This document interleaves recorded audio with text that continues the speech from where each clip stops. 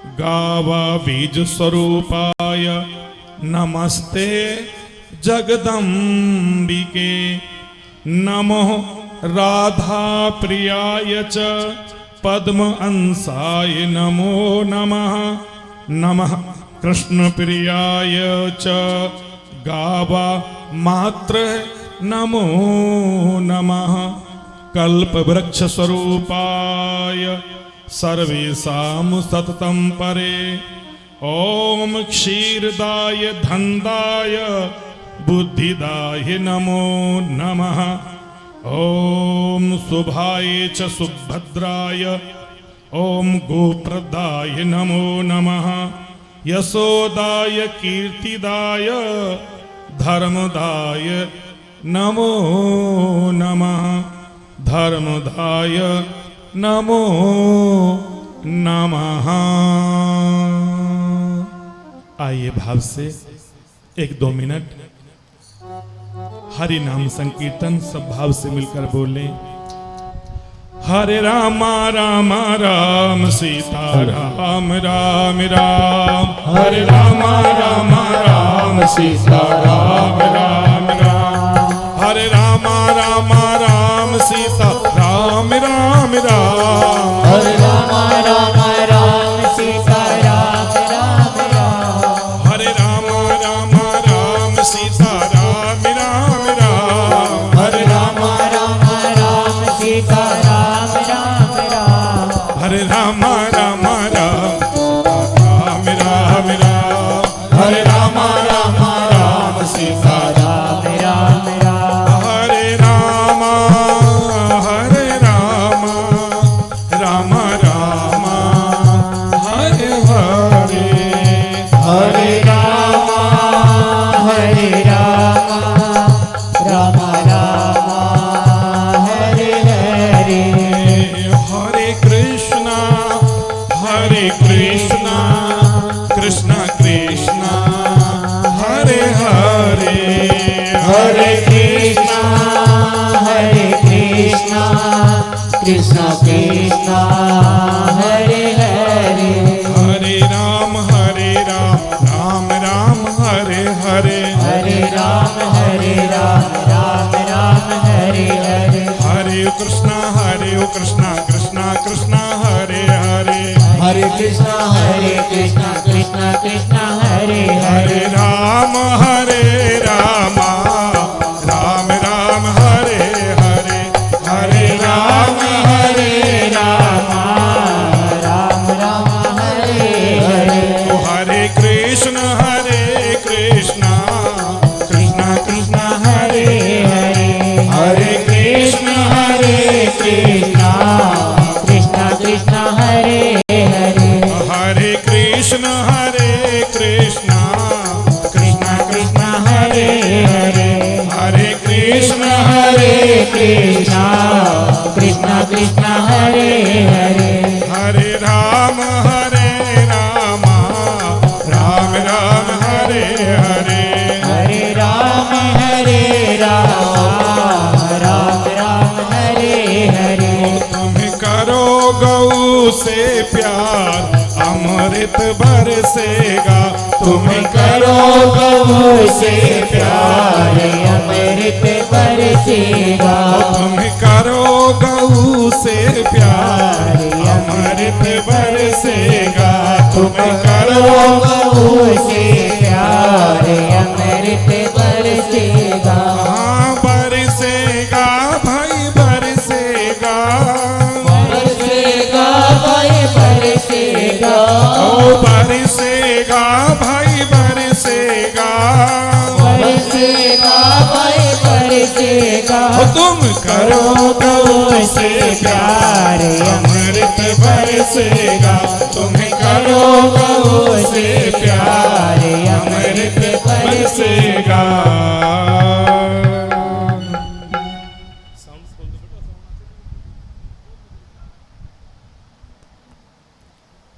बेटा साउंड खोल दो, आवाज नहीं निकल रही इसकी।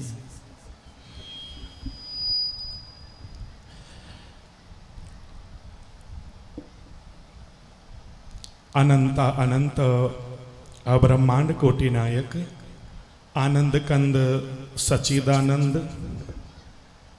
रोम रोम में जो रमण कर रहा है, कण कण में जिनकी सत्ता व्याप्त है, ऐसे जगत नियंता जगताधार सर्वेश्वर परमेश्वर जिनके द्वारा ये पूजित गौ मां, जिसको सर्वदेवमयी कहा जाता है, जिसको सर्व तीर्थमयी कहा जाता है, जो धर्म अर्थ काम और मोक्ष की प्रदात्री है, जिसको भक्ति शक्ति और मुक्ति का आधार कहा जाता है, ऐसी पतित पावनी गौ मां के श्री चरणों में हम सब उपस्थित हैं। आइए भाव से मैं अपने आराध्य देव का स्मरण करते हुए ओम संध्या सुमरण आरती भजन भरोसे राख, मनसा वाचा कर्मणा सतगुरु चरण निवास। पीपासर में पिरगटे द्वादश कारण देव, ब्रह्मादिक पावे नहीं अद्भुत जाको भेव।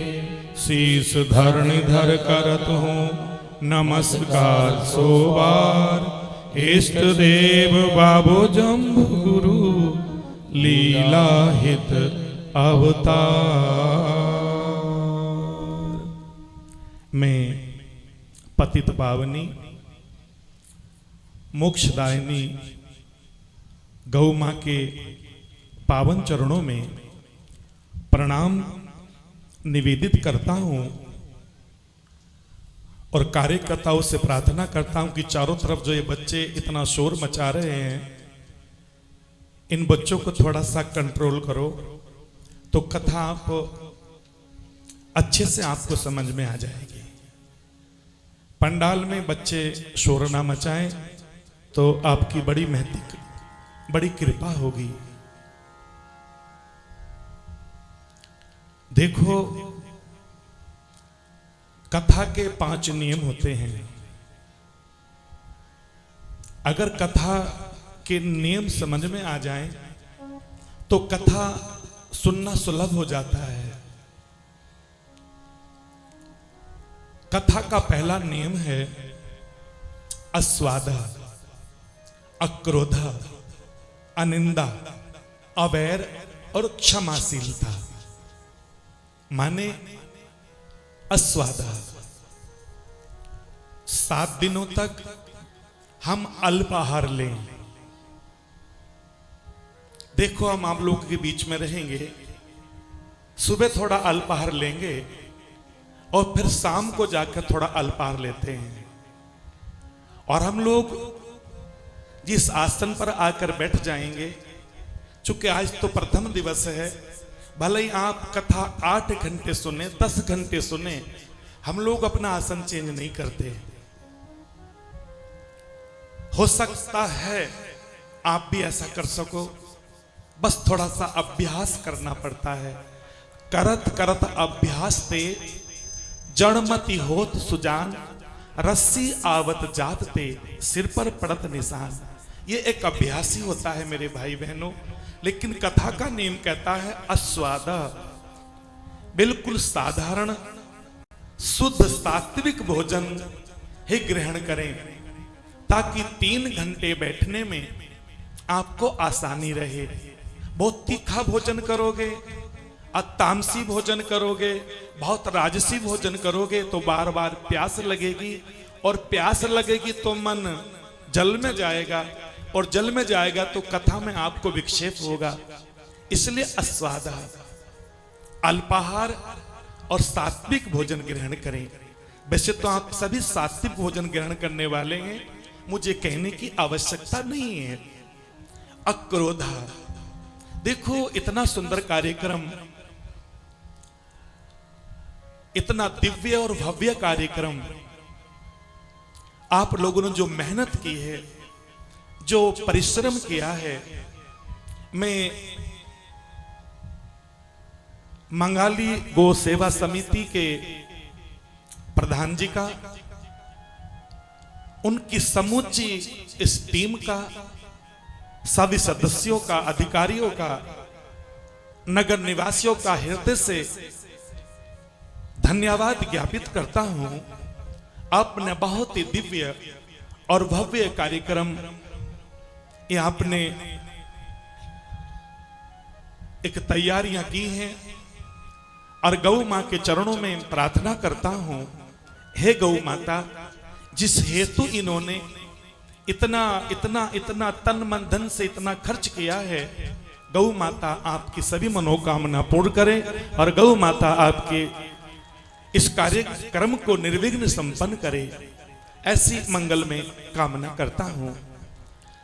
लेकिन फिर भी ये कहना चाहता हूं, अक्रोध, अगर कोई भूलवश गलती कर दे तो प्रत्येक कार्यकर्ता से लेकर अधिकारी तक मैं अपनी प्रार्थना निवेदित करता हूं, कृपया वो क्रोध ना करे, उसके चेहरे पर मुस्कुराहट रहे, उसके चेहरे पर प्रसन्नता रहे, और वो इस कार्यक्रम को बहुत विधिवत ये सोचकर, ये मेरी गौ मां का कार्यक्रम है, हमारा नहीं है। कई वर्षों से सेवा समिति, हमारी गौशाला के प्रधान जी चूंकि बहुत ही प्रयत्नशील हैं, बहुत ही गौ मां का आदर, गौ मां का सम्मान करने वाले हैं, जनता जनार्दन को साथ लेकर चलते हैं, सभी नगर निवासियों को साथ लेकर चलते हैं, सभी अपने मित्रों को साथ लेकर चलते हैं। और ये कार्यक्रम 3-4 वर्ष पहले ही होना था, लेकिन गौ मां को ये अभी स्वीकार था, तो गौ माता ने अभी अनुमति दी, तब कि मुझे भी गौशालाओं में कम से कम भी 80 कथाएं बुक हैं जिन गौशालाओं में मुझे कार्य करना है। और आप सभी जानते हैं अभी 200 गौशालाएं हैं जिनका बोझा मेरे कंधों पर है, और मुझे सभी गौशालाओं में कार्यक्रम देने होते हैं। चूंकि 1 लाख गाय से ऊपर हैं, तो सभी गौ माताओं की व्यवस्था करने में समय बहुत चाहिए होता है। लेकिन आपका भक्ति में निवेदन था, बड़ा भाव था, तो हम लोगों ने चलो आपका इस भाव को हमने गौ मां के श्री चरणों में निवेदित किया और गौ माता ने स्वीकार किया। तो सज्जनों, बस कथा का दूसरा नियम यही है कि आप क्रोध ना करें बस। और तीसरा निवेदन है अस्वादा अक्रोधा अनिंदा। सज्जनों, ना तो हम किसी की निंदा करते हैं और ना ही हम किसी की निंदा सुनते हैं, और कथा का नियम भी यही है, शास्त्र भी कहते हैं निंदाम न कुर्यात।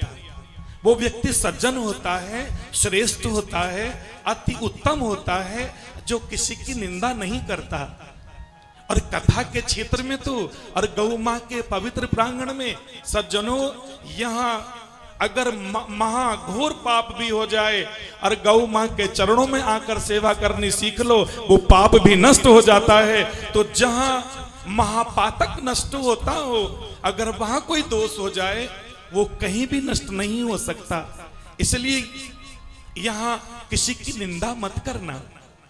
सभी लोग आते हैं, अच्छे भी आते हैं, बुरे भी आते हैं, सज्जन भी आते हैं, गौ मां की सेवा करने भी आते हैं, यहाँ की व्यवस्थाओं को देखने भी आते हैं, आपकी प्रशंसा करने भी आते हैं, कोई आपकी शिकायत भी करना आता होगा।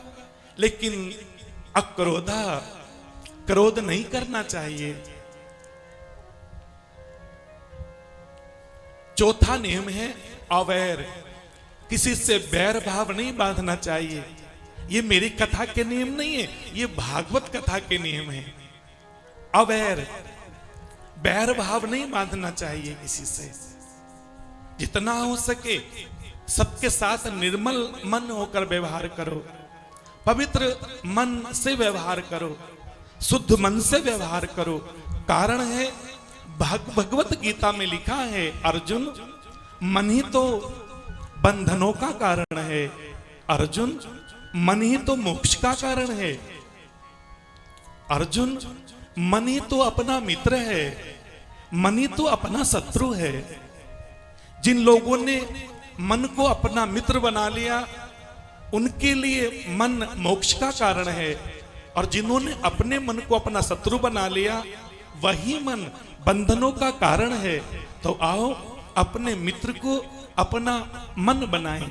क्योंकि जब आप अष्टांग योग पढ़ते हैं तो उसमें यम है, नियम है, आसन है, प्राणायाम है, प्रत्याहार है, ध्यान है और धारणा है और फिर समाधि की ओर इंसान चलता है। लेकिन जो यम है पहला नियम है, इसके भी 5 नियम हैं। नंबर 1 शौचम, नंबर 2 संतोषम, नंबर 3 तपः, नंबर 4 स्वाध्याय, नंबर 5 ईश्वर प्रणिधान।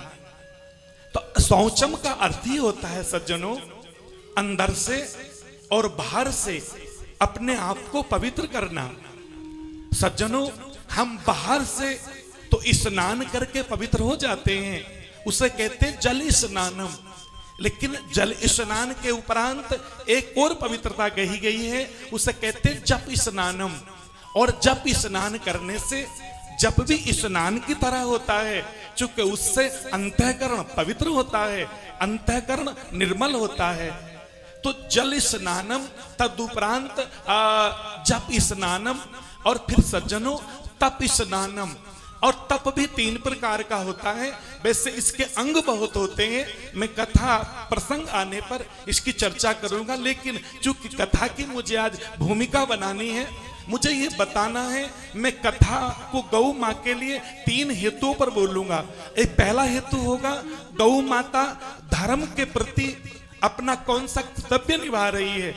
गौ माता धर्म से जुड़ी हुई है, और गौ माता धर्म से नहीं जुड़ी होती तो मेरा कन्हैया, मेरा गोपाल, मेरा गिरधर जन्म से लेकर और 12 साल तक की अवस्था, 11 महीने 11 दिन माने और 11 साल 11 महीने 11 दिन तक मेरा कन्हैया मेरी गौ माँ की इतनी सेवा ना करता और नंगे पैर सेवा ना करता। मैं ये कहना चाहता हूं, एक बार भूल में माँ यशोदा ने ये कह दिया था, अरे कन्हैया बेटा हमारे 9 लाख गैया हैं और बेटा आप जिद कर रहे हो कि माँ मुझे गऊ चराने जाना है, क्यों? कन्हैया कहते माँ मैं पिछले जन्म में एक राजा था, मेरा नाम रामचंद्र था। अच्छा मैया मैंने बहुत गौए दान दी, मैंने बहुत गौओं का दान दिया। राम रजा क्यों दीनी दानी, कहना चराई रण में बानी, निर्गुण रूप हमें पतियानी। माँ हमने बहुत गौए दान दी, लेकिन माँ हमसे एक भूल हो गई, हमने राम रूप में गौओं को दान तो दिया, गैया मैया को चराया नहीं।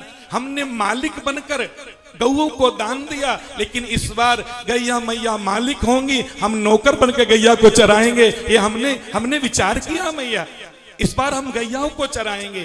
तो कैसे गौ माता धर्म से जुड़ी हुई है। और माने का बेटा मैंने आपके लिए तिथि निश्चित की है, गर्गाचार्य जी ने गौशाला में बैठकर ये मुहूर्त निकाला है, बेटा गोपाष्टमी के दिन आप गैया चराना प्रारंभ कर देना। हाँ ठीक है माँ, लेकिन कन्हैया मैंने आपके लिए, चूंकि मधुबन बहुत कंकरीला क्षेत्र है, बहुत पथरीला क्षेत्र है, बहुत माने उबड़ खबड़ क्षेत्र है, इसलिए बेटा तू कह रहा है कि भौर भयो गैयन के पाछे मधुबन मोए पठायो। माँ मैं मधुबन जाना तो चाहता हूं, मुझे आज्ञा दो माँ। लेकिन माँ ने कहा बेटा मैंने आपके लिए सुंदर सुंदर से जूते बनाए हैं, मैंने आपके लिए पादुका बनाई है, खड़ाऊ बनाई है पुत्र, इनको पहन कर जाना। कन्हैया ने माँ से कहा माँ एक बात पूछूं? हाँ बेटा पूछो। माँ वो सामने मंदिर है, हाँ हाँ, उस मंदिर में आप नंगे पैर क्यों जाती हैं? यशोदा ने कहा अरे कन्हैया वो मेरी कुलदेवी का मंदिर है, वो हमारे देवता का मंदिर है। और बेटा देवताओं के मंदिर में कभी जूते चप्पल पहनकर नहीं जाया जाता। कन्हैया ने कहा मैया तो आपने ही हमारा निर्णय कर दिया, तो माँ आपने ही अपने प्रश्न का उत्तर आप ही दे दिया। जैसे आप अपने आराध्य देव के मंदिर में जूते चप्पल पहन के नहीं जाते, ऐसे ही मैया ये जो गैया है मेरी देवता है, इसके पीछे मैं नंगे पैरी जाऊंगा, जूते चप्पल पहन के नहीं जाऊंगा। और 12 साल की आयु तक मेरे गोविंद ने जूते चप्पल पहन के गैया को नहीं चराया, नंगे पैर चराते थे। तो गैया मैया धर्म से जुड़ी है, एक बात कहनी चाहता हूं। दूसरी बात, गैया मैया विज्ञान के साथ जुड़ी है। वो विज्ञान के साथ कैसे जुड़ी है ये मैं आपसे चर्चा करूंगा। और तीसरी बात की चर्चा करूंगा, गैया मैया हमारे व्यवहार से कैसे जुड़ी है ये भी मैं आपसे चर्चा करूंगा। मैं चर्चा करने के लिए आया हूं कि गैया मैया का रक्षण कैसे हो, गैया मैया का संवर्धन कैसे हो, गैया मैया का पोषण कैसे हो। मैं ये बताने आया हूं कि गैया मैया शक्ति, मुक्ति और भक्ति की प्रदात्री कैसे कहलाती है। कैसे गौ माँ को हम जिनको देवता मानते हैं वो सारे देवता गैया मैया को देवता मानते हैं। तो ये बताने आया हूं कि देवताओं की भी देवता गैया मैया क्यों कहलाई है, ये प्रार्थना करने आया हूं आपसे। मैं आपको कथा सुनाने नहीं आया, मैं तो केवल गैया मैया की जो महिमा है, जो शास्त्रों ने गैया मैया की महिमा मंडित की है, वो ये बताने आया हूं कि गैया मैया से हमें कितना हमारा आर्थिक लाभ भी है। क्योंकि गैया मैया धर्म, अर्थ, काम और मोक्ष से जुड़ी हुई गैया मैया है। तो ये कैसे इससे हमें लाभ होता है ये भी आपसे चर्चा करने के लिए हम यहाँ पर आए हैं।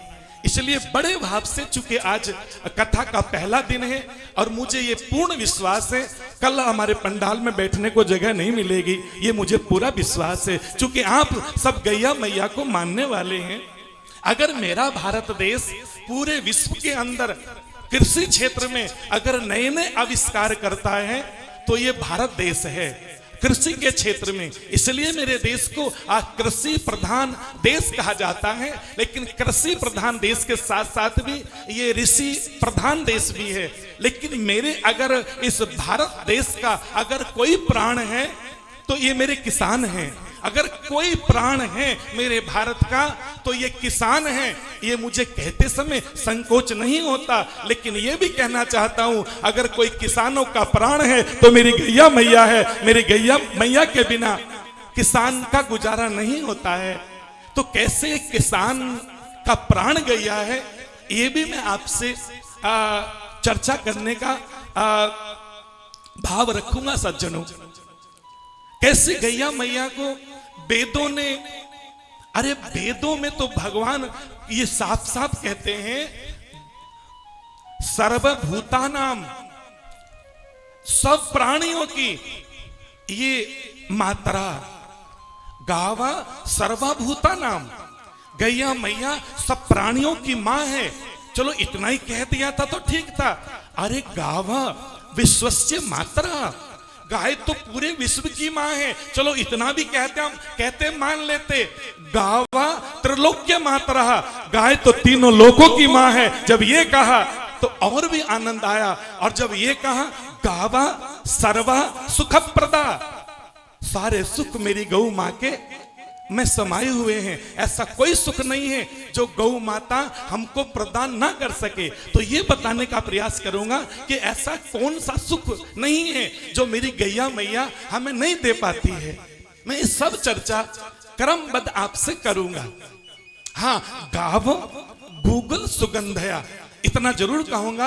मैं मेरी भारतीय गाय की चर्चा करूंगा, मैं जर्सी गाय की चर्चा नहीं करूंगा, मैं अमेरिकन गाय की चर्चा नहीं करूंगा, मैं अन्य दूसरे जीवों की चर्चा नहीं करूंगा। मैं केवल भारतीय गाय की चर्चा आपसे करूंगा। वो भारतीय गाय जिसकी बहुत लंबी पूंछ होती है और कहते हैं जिसकी पूंछ में हनुमान जी का वास है, मैं उस गाय की चर्चा करूंगा। वो गाय जो जिसके शरीर के ऊपर जैसे शिव जी की पिंडी होती है, चलता फिरता शिवालय होता है, वो थुई, मैं उस गाय की बात करूंगा। मैं उस गाय की बात करूंगा जिसके सींगों से निकलकर थुई से होते हुए और पूंछ तक सूर्य केतु नाम की नाड़ी उसके पीठ पर होती है। वो कैसे स्वर्ण क्षार रस हमको अपने दुग्ध के माध्यम से प्रदान करती है। मैं वो बात करूंगा कि गौ मां के दूध में कितनी ताकत है। मैं ये तो कहना चाहूंगा कि भैंस का दूध दूध है और बकरी का दूध पानी, लेकिन अगर दूध पीना हो तो भैंस का ही पीना। बड़ी जिम्मेदारी के साथ कह रहा हूं मंच के माध्यम से, चूंकि बहुत विदेशों में इस बातों को सुना भी जाता है। बहुत लोग YouTube के माध्यम से इस कथा को सैकड़ों साल तक सुनते रहेंगे। बड़ी जिम्मेदारी के साथ कहना चाहता हूं, भैंस का दूध दूध है, दूध तो भैंस का ही है। अगर दूध पीना हो तो भैंस का ही पीना। भैंस का दूध दूध है और बकरी का दूध पानी और गाय का दूध अमृत है। कहना ना गुरु ज्ञानी गैया मैया का दूध नहीं, ये तो अमृत है साहब। जब ये पूछा गया था शिकागो में हमारे देश के उस महान ऋषि से, स्वामी विवेकानंद से, कि आपके यहाँ किस पशु का दूध श्रेष्ठ है, उन्होंने कहा भैंस का। बोले हमने तो सुना है ये जो भारतीय लोग होते हैं गौ मां के दूध को अच्छा मानते हैं। बोले आपने पशु कहा है, काऊ। नहीं नहीं नहीं नहीं, जो हमारी गाय माता है, कई लोग कह देते हैं, भोले से लोग हैं जो कहते हैं cow is use animal not cow is mother.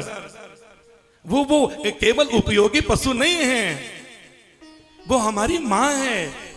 हम उसे शास्त्र हमारी माँ कह के पुकारते हैं, देवता माँ कह के पुकारते हैं, तीनों लोगों ने माँ कहकर गौ को पुकारा है। तो ये सारी चर्चा जो मैं भूमिका बना रहा हूं आपसे, इन 7 दिनों में करने वाला हूं। और ये निवेदन कर रहा था कथा के 5 नियम में, अस्वादा, अक्रोधा, अनिंदा, अवैर, क्षमाशीलता। जितना हो सके बड़ा साधारण सा भोजन करके आना। हम लोग चाहे आप 10 घंटे कथा सुनो, नॉन स्टॉप कथा करते हैं, कभी एक बूंद पानी नहीं पीते, कभी एक आसन चेंज नहीं करते। और ये भी सब मेरी गौ मां की करुणा ही तो है, गौ मां की कृपा ही तो है, गौ मां का अनुग्रह ही तो है। चाहे भले ही 8-8, 9-9 घंटे हम लोग कथा बोलते हैं, लेकिन कभी नहीं सोचते कि चलो आज थोड़ा बीच में रेस्ट कर लें। नहीं, आपसे भी निवेदन है, अगर आपके मन में गौ मां को लेकर कोई संशय है तो हाँ, हमसे मत पूछना। एक काम करना, आप 7 दिन कथा सुनने का निर्णय ले लेना। 12 बजे श्रद्धेय मुनि जी महाराज गौ मां के भजन आपको सुनाएंगे, सत्संगी भजन सुनाएंगे, और ठीक 12:15 बजे से 3 बजे तक हम लोग आपको कथा सुनाएंगे। जो भी आपका प्रश्न होगा बिना पूछे ही इसका उत्तर आपको मिल जाएगा, बिना पूछे मिल जाएगा। क्योंकि कथा में वैसे तो 4 प्रकार के लोग आते हैं, राम भक्ति जग 4 प्रकारा। भगवान के भक्ति 4 प्रकार के होते हैं, उनमें एक आर्त है, एक अर्थार्थी है, एक जिज्ञासु है, एक मुमुक्षु है। उनमें पहले आर्त है, और मेरे देश में आर्त भक्त बहुत हुए हैं, जैसे द्रौपदी, जैसे गजेंद्र, मोक्ष कथा आपने सुनी है। तो ये आर्त भाव से ही आरती शब्द का माने प्रगट्य हुआ है। आर्त भाव से प्रार्थना करना ही आरती कहलाता है, अर्थात अपने इष्ट के गुणों का गान करना भी आरती कहलाता है। अपने इष्ट पर बलि जाना भी आरती कहलाता है, अपने इष्ट की बलैया लेना भी आरती कहलाता है। तो जो लोग आर्त भाव से, ये आर्त भाव का एक और मतलब होता है कि परमात्मा के अलावा किसी और से प्रार्थना ना करना। जो भगवान के अनन्य होते हैं वो आर्त भाव से, जिससे द्रौपदी भगवान कृष्ण को अनन्य रूप में मानती थी, कन्हैया के अलावा और कोई नहीं है। और देखो, शरणागति के 6 सूत्र होते हैं। हम लोग एक शरणागति के सूत्र पर चर्चा करेंगे, और पहला वो सूत्र होगा अनुकूलानि संकल्पः, जो परमात्मा के अनुकूल हो, जो भक्ति के अनुकूल हो, जो राष्ट्र के अनुकूल हो, जो धर्म के अनुकूल हो, जो हमारी जिज्ञासा के अनुकूल हो, हमारे सत्संग कथाओं के अनुकूल हो, हम वही ग्रहण करेंगे। जो मानवता के अनुकूल है, दूसरे को नहीं। प्रतिकूलानि वर्जितम, जो प्रतिकूल होगा हम उसको वर्जित करेंगे, उसको स्वीकार नहीं करेंगे। चाहे वो चोरी, निंदा, झूठ बरजियो, बाद न करनो कोई। वो चोरी हो, निंदा हो, झूठ हो, विवाद हो, हम इनको स्थान नहीं देंगे। इसलिए अनुकूलानि संकल्पः, जब भगवान श्री राम वन गमन के लिए प्रस्थान करने लगे तो बहुत से अयोध्यावासी उनके साथ प्रस्थान करने लगे। सरयू तट पर भगवान पहुंचे और भगवान ने सबसे एक ही बात कही थी, मम अनुशासन मानई जोई सो मम प्रिय। अयोध्या वासियों, जो मेरी आज्ञा को मानेगा, जो मेरे अनुशासन को मानेगा, बस वही मेरा है। इसलिए आप सभी अयोध्यावासी अयोध्या लौट जाएं, क्योंकि मुझे ही वनवास हुआ है, मैं ही अकेला वन को जाऊंगा। तो सभी अयोध्यावासी राम, लक्ष्मण और जनक नंदिनी को छोड़कर वापसी आ गए थे। तो जो भगवान की आज्ञा मानता है, बस वो भगवान का है। ये मैं प्रार्थना करनी चाहूंगा अनुकूलानि संकल्प के माध्यम से कि अनुकूलानि संकल्प क्या है, प्रतिकूलानि वर्जितम क्या है, अति दृढ़ विश्वासम क्या है। ये सब इन सूत्रों पर हम लोग चर्चा करेंगे आपसे। तो मैं निवेदन कर रहा था आपसे अक्रोध। कथा का एक नियम है, हमें क्रोध नहीं करना। भगवान श्री कृष्ण गीता में कहते हैं, अर्जुन इदम त्रिविधम नरकस्यम द्वारम नाश्वनम आत्मनः। अर्जुन, नरक के 3 द्वार हैं, काम, क्रोधस तथा लोभ। अर्जुन, एक काम, एक क्रोध और एक लोभ, इनको अपने अधीन कर ले, अति उत्तम है। इनके अधीन कभी नहीं होना चाहिए। इसलिए मैं कह रहा था, शौचम, अंदर से और बाहर से हम पवित्रता बनाए रखें। और एक संतोषम, माने जो मिल गया है उसमें संतुष्ट रहना। जो पाने की इच्छा थी वो नहीं मिला, उसमें भी संतुष्ट हो जाना, इसी को हम संतोष कहते हैं। तो शौचम, संतोषम और तपः, और तप के 3 भाव होते हैं। नंबर 1 मन, मानसिक तप। नंबर 2 वाचिक तप। नंबर 3 शारीरिक तप। मानसिक तप कैसा होता है, हम कैसे अंदर से मजबूत बने, तो अपने मन में किसी के प्रति हीन भावना ना लाएं, अपने मन से किसी का बुरा ना चाहें, अपने मन से किसी का बुरा चिंतन ना करें, अपने मन से किसी के प्रति बुरी भावना ना लाएं। यही मानसिक तप है। और जो लोग मानसिक तप करते हैं, सच में वो परमात्मा के परम भक्त होते हैं। वो जितने जितने मानसिक तौर पर मजबूत होते हैं, जितना मन उनका निर्मल होता है, भगवान तो साफ साफ कहते हैं, निर्मल मन, जिसका मन निर्मल है वो व्यक्ति मुझे अच्छा लगता है। निर्मल मन जन सोई मोह पावा, वो मुझे प्राप्त कर लेता है। मुझे छल कपट ये अच्छा नहीं लगता, मोहे छल छिद्र कपट नहीं भावा। भगवान कहते हैं मुझे छल छिद्र कपट अच्छा नहीं लगता। इसे जितना हो, अगर मानसिक तप करेंगे तो आपका मन जल्दी पवित्र हो जाएगा। और ये प्रार्थना करके आगे बढ़ूंगा कि 3 चीज हमेशा रखें, एक एक्टिविटी, एक रिएक्टिविटी और एक कनेक्टिविटी। आप एक्टिव रहिएगा गौ माँ की सेवा करने के लिए, आप एक्टिव रहिएगा। जो आपको जिम्मेदारियां दी हैं, आप अपने घर के मुखिया हैं तो घर की जिम्मेदारियों के लिए, आप अपने गांव के मुखिया हैं, शहर के मुखिया हैं, आप अपने स्टेट के मुखिया हैं, और आप देश के मुखिया हैं।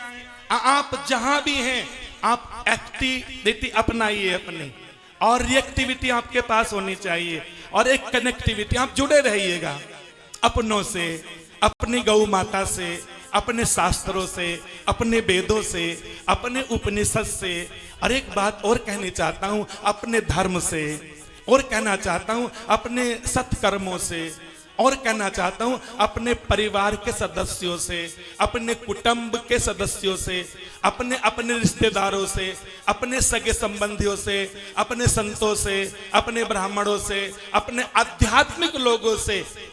और भैया अपने आज का युग तो कली युग है, ये एक सतयुग है, 17,28,000 वर्षों का सतयुग है। एक 12,96,000 वर्षों का त्रेता युग है। एक 8,64,000 वर्षों का द्वापर युग है। और एक 4,32,000 वर्षों का एक कली काल है जिसमें आप जी रहे हैं। और सच में भागवत में एक बहुत अच्छी बात ये लिखी है, भागवत के अंदर जैसे कोई दीपावली या नव वर्ष में बड़ी बड़ी कंपनियां कुछ छूट देती हैं, ऐसा भागवत में कली काल के भक्तों को कुछ विशेष छूट दी गई है। जैसे माने जो पुण्य सतयुग में 100 वर्षों की साधना करने पर प्राप्त होता था, आप 100 वर्षों यज्ञ करते थे, आप तप करते थे, दान करते थे, अनुष्ठान करते थे, मनन सिमरन चिंतन करते थे, उतना ही पुण्य त्रेता युग में 1 वर्ष में मिलने लगा था, जो 100 वर्षों में मिलता था सतयुग में। क्योंकि सतयुग में मनुष्य की आयु 1,00,000 वर्ष की थी, और जब त्रेता युग आया तो 10,000 वर्ष की आयु हो गई। तो वैसे ही भगवान ने कहा जो पुण्य सतयुग में 100 वर्षों में मिलता था, वो माने त्रेता में अब वो 1 वर्ष में मिलने लगा। और जब द्वापर युग आया तो वही पुण्य 1 मास 1 महीने में प्राप्त होने लगा। जो त्रेता में 1 वर्षों में मिलता था, अब वो द्वापर में मात्र 1 महीने में मिलने लगा। और जब कली काल आया तो भगवान ने कितनी छूट की हमारे आपके लिए, उतना ही पुण्य आप 1 रात और 1 दिन में कर लो, उतना ही पुण्य मिल जाएगा जो महाराज सतयुग में 100 वर्षों में जीव को प्राप्त होता था। ये मैं नहीं कह रहा हूं, ये भागवत में लिखा है। तो हम कितने भाग्यशाली लोग हैं। बैठे रहने दो, अभी बैठे रहने दो भगत जी, बैठे रहने दो अभी सब।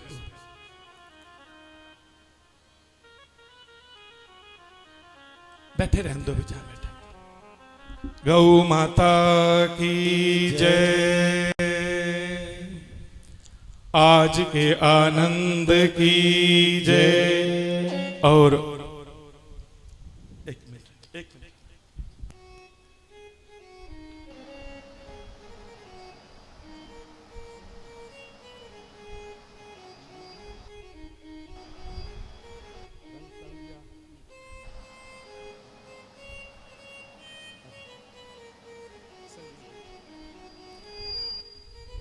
हमारे गौशाला सेवा समिति ने एक निर्णय लिया कि चूंकि हमारे संजीव जी एक बहुत ही कुशल मन संचालन करता है, उनकी वाणी में बड़ी शालीनता, बड़ी सभ्यता, बड़े सजग होकर और बड़ी श्रद्धा के साथ वो मंच का संचालन करते हैं। आज हमारी गौशाला मंगाली ने आप ही को 7 दिवस के लिए मंच का भार आपके कंधों पर डाला है, और मुझे पूर्ण विश्वास है कि आप चूंकि इसमें दक्ष हैं, तो आइए अपना दक्ष होने का वो परिचय दें। और कुछ समय के लिए चूंकि वो मंच का संचालन कर रहे हैं और हम सब मंच के अधीन ही होते हैं, तो मैं उनको सादर आमंत्रित करता हूं सारी समिति की ओर से कि वो मंच का संचालन हेतु माइक को संभालें। धन्यवाद। धन्यवाद गुरुजी, धन्यवाद। आज का जो कार्यक्रम है, हमारा 17वां वार्षिक महोत्सव हम मना रहे हैं। और सबसे बड़ी बात, इस बार हमने इस समिति ने जो निश्चित किया कि गौ भागवत को शुरू किया जाए। मैं देख रहा हूँ कि जितनी मन से, जितनी श्रद्धा से लोग जुड़े हुए हैं, फंक्शन तो कई बार हुए लेकिन इतनी श्रद्धा से जुड़े हुए मैं पहली बार देख रहा हूँ कि अपने वाह। ध्यान को आकर्षित कर रहे हैं गुरु जी के चरणों में और गुरु जी का आशीर्वाद ले रहे हैं। और मैं देख रहा हूँ कि हमारे बीच में हमारे अतिथि श्री विजय कौशिक जी, जो गुरु जी ये बैठे हुए हैं पहले स्थान पर, श्री विजय कौशिक जी हैं, बहुत बड़े समाज सेवी हैं और गौ भक्त हैं, बहुत योगदान है गौ भक्ति के अंदर इनका। और उनके स्थान पर, दूसरे स्थान पर बैठे हैं श्री पी के संधीर जी, जो कि एक उत्तर भारत, मैं वो हिंदुस्तान भी कहूँगा लेकिन उत्तर भारत के बहुत ही वरिष्ठ एडवोकेट हैं। ऐसा कोई इंसान नहीं है जो इनको ना जानता हो और बहुत इनका अपना योगदान है इस समाज के अंदर, इस गौ सेवा के अंदर। और उनके साथ जो हैं श्री मनोज लोहिया जी, एंड वो भी बहुत ही अच्छा स्थान रखते हैं गौ भक्ति के अंदर। और सभी मेहमान लोग हमारे बीच में हैं। और हमारी आज की जो समिति है, हमारे आज इस गौशाला के जो प्रधान हैं श्री नरेश सिंगल जी, और हमारे जो आज इस समिति के जो उप प्रधान हैं श्री संजीव गुप्ता जी, चंद्रभान ठकराल जी, श्री कोषाध्यक्ष श्री मुकेश गर्ग जी, महासचिव श्री राजेंद्र गुप्ता जी, सचिव श्री बलवंत जी, सब लोग यहाँ मौजूद हैं और बढ़ चढ़कर बिना कुछ देखे दिन रात इस गौशाला की सेवा में लगे हुए हैं। और ये लोग इस गौशाला से ही नहीं जुड़े हुए, हिसार की जितनी भी गौशालाएं हैं सबके साथ इनका पूरा योगदान है। इन सब का मैं सबका धन्यवाद करता हूं। और हमारे कार्यक्रम प्रभारी जो मधुर गुप्ता जी हैं, जो इस कार्यक्रम को बहुत ही खूबसूरती का इंतज़ाम देते हैं और सब लोगों को यहाँ इकट्ठा करने में उनका पूरा योगदान रहता है। मधुर गुप्ता जी को मैं धन्यवाद करूँगा। और सभी लोग यहाँ बैठे हुए हैं। मैं फिर से हमारे जो अतिथि हैं श्री रणवीर गंगवा जी, जो डिप्टी स्पीकर हैं विधानसभा, वो भी अभी 5 मिनट में आने वाले हैं। मैं फिर से सभी आए हुए मेहमानों का, आज हम यहाँ बैठे हैं हमारे बीच में, आज कितने सौभाग्यशाली बात है हमारे लिए, कितने गौरवमयी बात है। आज हमारे बीच में खुद चलकर आशीर्वाद देने के लिए हमारे श्रद्धेय स्वामी श्री राजेंद्रानंद जी महाराज हरिद्वार से हमारे बीच में चल के आए हैं। मैं उनका तहे दिल से, मन से शत नमन करता हूँ और शत धन्यवाद करता हूँ।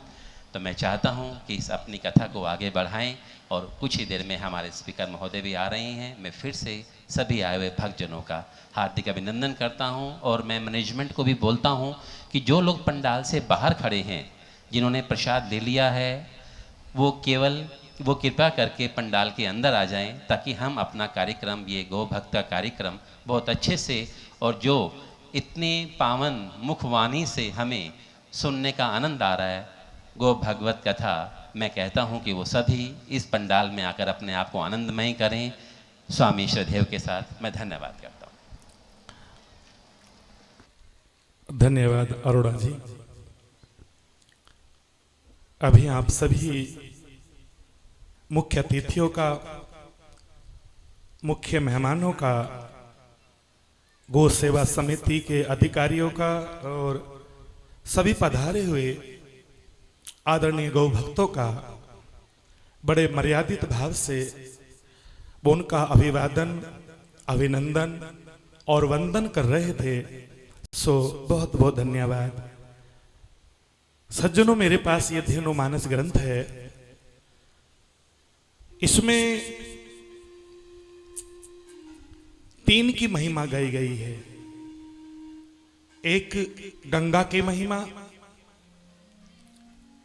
दूसरी गौरी की महिमा और तीसरी गौ मां की महिमा। वैसे तो महापुरुष ये कहते हैं इस दुनिया में कैसे प्रवेश किया जाए।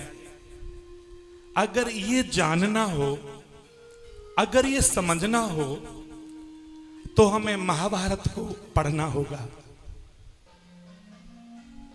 दुनिया में कैसे रहना हो, अगर ये जानना हो कि एक आदर्श माता पिता कैसे होते हैं, एक आदर्श पिता और पुत्र कैसे होते हैं, एक आदर्श पति और पत्नी कैसे होते हैं, एक आदर्श गुरु और शिष्य कैसे होते हैं, एक आदर्श सास बहू कैसी होती है, एक आदर्श राजा कैसा होता है, आदर्श प्रजा कैसी होती है, आदर्श गांव और नगर शहर कैसे होते हैं, अगर ये जानना हो कि एक आदर्श शिक्षक कैसा होता है, एक आदर्श विद्यार्थी कैसा होता है, अगर ये जानना हो और ये सारा समझना हो तो रामचरितमानस से अच्छा ग्रंथ इन बातों को समझाने के लिए इसके अलावा और कोई दूसरा नहीं है। और हां, कैसे संसार से जाना है ये श्रीमद् भागवत महापुराण हमको सिखाती है। अब देखें तो खटवांगु राजा को, खटवांगु राजा सूर्यवंशी राजा हैं और बड़े प्रतापी महाराज हैं, गौ मां के परम भक्त हैं। और सज्जनों, एक दिन राजा खटवांगु का युद्ध चल रहा था। उसी समय ब्रह्म ऋषि वशिष्ठ मुनि के आश्रम से एक शिष्य आता है और वो ये निवेदन करता है, मुझे अभी और इसी समय खटवांगु राजा के समीप जाना है, मुझे उनसे कुछ कहना है। और चूंकि महामंत्री वो खटवांगु के थे, विद्वान थे, उन्होंने कहा सही है, मैं अभी अभी महाराज को सूचित करता हूं। और कहा गुरु आश्रम से कोई गुरुदेव का पत्र वाहक आया है। और जैसे खटवांगु राजा ने कहा बुलाइए, और वो पत्र वाहक साधु खटवांगु के पास जाकर कहने लगा, महाराज गुरुदेव अभी और इसी समय आपसे मिलना चाहते हैं, वो आपको दर्शन देना चाहते हैं। उन्होंने कहा ऐसा मैं परम सौभाग्यशाली कहां हूं, इस युद्ध के भूमि में गुरुदेव आए, और वो कैसे राजा रहे होंगे, वो कैसे सेना नायक रहे होंगे, वो कैसी सेना रही होगी। खटवांगु ने संकेत दे दिया कि मेरे पूज्यपाद गुरुदेव इस युद्ध क्षेत्र में पधार रहे हैं, तब तक के लिए युद्ध को विराम दे दिया जाए। और सच में युद्ध को विराम दे दिया गया। और तभी वशिष्ठ मुनि उनके समीप पहुंचे। अपने पूज्यपाद गुरुदेव को देखकर राजा ने साष्टांग दंडवत प्रणाम किया। गुरुदेव, आज मेरा कैसा भाग्य जागा है, आज स्वयं गुरुदेव चलकर आए हैं, मैं धन्य हूं।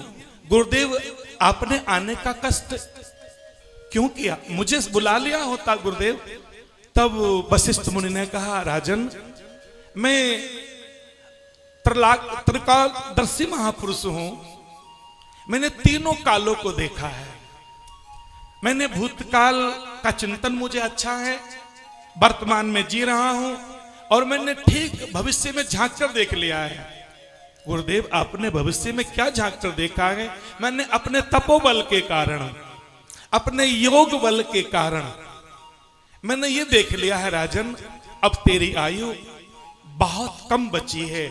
मैं तेरा गुरु होने के नाते ये कहने आया हूं, अब तेरी आयु मात्र 2.5 घड़ी बची है। गुरुदेव, केवल 2.5 घड़ी? हां खटवांगु, तेरी आयु 2.5 घड़ी बची है। अब क्या करना चाहोगे? बोलो गुरुदेव, आप ही आज्ञा कीजिए। बोले अब 2.5 घड़ी में मेरा ये विचार है, आप बैठ, तू सत्संग सुन ले। और आप ये सुनकर हैरान होंगे कि वो 2.5 घड़ी सत्संग सुनने के लिए बैठ जाता है, लेकिन पूरा तन से मन से वो पूरा समर्पित रहा और वो सत्संग सुनने लगा। अभी 2.5 घड़ी पूर्ण होने में कुछ पल शेष थे, और उसी समय वो कैसा सत्संग रहा होगा, वो किस भाव से सुनाया गया होगा, क्या खटवांगु की तैयारियां रही होंगी, क्या वशिष्ठ मुनि का चिंतन रहा होगा। और 2.5 घड़ी सत्संग सुना, और 2.5 घड़ी में स्वर्ग से विमान आ गया और विमान पर बैठ के चले गए। 2.5 घड़ी का सत्संग उनके मुक्ति का हेतु बन गया। हम तो 7 दिन तक सुनेंगे वो क्या चर्चा रही है। मैं आपसे ये भी निवेदन करूंगा कि वो चर्चा भी हम लोग, वो संवाद भी हम लोग सुनेंगे, उनमें क्या चर्चा रही है। हमारे यहां तो आपने कभी ये सुना होगा, हमारे उपनिषदों में एक गौतम नाम के महापुरुष हुए, जिनका पूरा जीवन गौ मां के लिए समर्पित रहा है। वो गुरुकुल हमेशा सब विद्यार्थियों के लिए उनका गुरुकुल खुला रहता था। और सच में निवेदन करूं तो हमारे संस्कारों की 4 पीठ हैं। कौन कौन सी? पहला, अगर संस्कारों की कोई पीठ है तो मां का गर्भ है। अगर कोई संस्कारों की पीठ है, पहली पीठ है, तो कोई पहले कहीं संस्कार कहीं से मजबूत होते हैं तो वो मां के गर्भ से होते हैं। यदि गर्भावती महिला हर रोज क्रोध करती है तो निसंकोच उसका पुत्र या पुत्री वो क्रोध ही प्रकट होंगे, वो क्रोध में ही उनका जीवन होगा। अगर यदि वो मां बहुत लालची है और गर्भवती है तो वो संतान ऐसी संतान को जन्म देगी। इसलिए जो गर्भवती महिला होती है उनको चाहिए संध्या में सोने से पूर्व, जो गर्भवती हैं, मेरी भारतीय गौ माता का दूध एक कटोरे में लें और वो सोने से पहले उस दूध को देखकर ये कहें, हे गौ मां तू करुणामयी है। मां, मैंने सुना है तेरे रोम रोम से करुणा बहती है। गौ मां, हमारे शरीर पर 3.5 करोड़ रोमावली हैं, लेकिन हे गौ मां तेरे शरीर पर तो 6.5 करोड़ रोमावली हैं। मां, मैंने सुना है गावो गूगल सुगंधया, तेरे शरीर से हमेशा गूगल की सुगंध निकलती है। हे गौ मां, मैंने ये भी सुना है ऐसा कोई देवी देवता नहीं, ऐसा कोई साधु संत महात्मा नहीं जिसके मल और मूत्र की पूजा हो, लेकिन मां ये मैंने सुना है कि तेरा मल और मूत्र जब तक किसी देवता की मूर्ति स्थापना में उपयोग ना हो, मूर्ति स्थापन भी नहीं होती है, उसमें भी तेरी पूजा होती है। तू कितनी पवित्र है मां। आज मैं तेरे इस दुग्ध का दर्शन करके इसको ग्रहण करती हूं। मां, मेरी संतान करुणामयी हो, मेरी संतान विद्वान हो, विदुषी मेरी पुत्री हो। ऐसा विचार करके जो मां हर रोज गौ मां के दुग्ध का पान करती है उसके संतान तेजस्वी और ओजस्वी होती है। इसलिए भाई बहनों, पहले संस्कार, अगर मां के संस्कार नहीं है तो देखो कयाधु जो हिरण्यकश्यप की पत्नी है। बच्चों, बेटा तुम जल मत लाओ यहां बिल्कुल, अभी थोड़ी देर इनको मना कर जल सेवा ना करें अभी थोड़ी देर।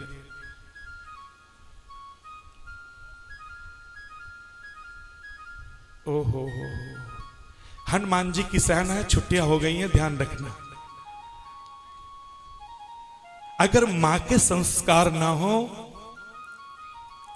तो कयाधु हिरण्यकश्यप की पत्नी है, राक्षस कुल में है, लेकिन मां के संस्कार अच्छे थे तो भी बेटा महाराज प्रहलाद जैसा उत्पन्न हो गया। ये मां के संस्कार ही तो हैं। जबकि रावण का पिता विद्वान है साहब, ब्राह्मण है, लेकिन मां वो बहुत अच्छे कुल की नहीं है, बहुत अच्छे संस्कारवान नहीं है। और मां के विचार, बेटा विद्वान, पिता विद्वान है लेकिन मां संस्कारवान नहीं है, तो बेटा रावण जैसा हो गया था। तो मां के संस्कारों का बड़ा महत्व है। तो पहली पीठ मां का गर्व है। अगर दूसरा कोई पीठ संस्कारों की है तो मुझे क्षमा करना, शास्त्र कहते हैं हमारा परिवार है, हमारा घर है। क्या हम अपने परिवार में अपने बच्चों के समक्ष अपशब्द बोलते हैं? क्या हम अपने बच्चों के समक्ष किसी की निंदा करते हैं, किसी की चुगली करते हैं, किसी को गाली देते हैं, किसी को अपमानित करते हैं? ये बच्चों के सामने आप कर नहीं रहे हो, आप बच्चों को सिखा रहे हो। अगर कोई व्यक्ति अपने बच्चों से ये कहता, बेटा जरा एक बीड़ी का बंडल लेकर आना बाजार से, जरा बेटा एक सिगरेट की डिब्बी लेकर आना, जरा बेटा कुछ न, आप अपने बच्चों को सिखा रहे हो। अच्छे माता पिता बच्चों के सामने ऐसा व्यवहार नहीं करते, हाथ जोड़ के विनती करते हैं। किसी की निंदा भी कर रहे हो और आपके बच्चे वहां पर पहुंच जाएं, साहब उस चर्चा को बंद कर देना, ना तो बच्चे में संस्कार गलत पड़ जाएंगे। हम अपने बच्चों को वो सिखा रहे हैं।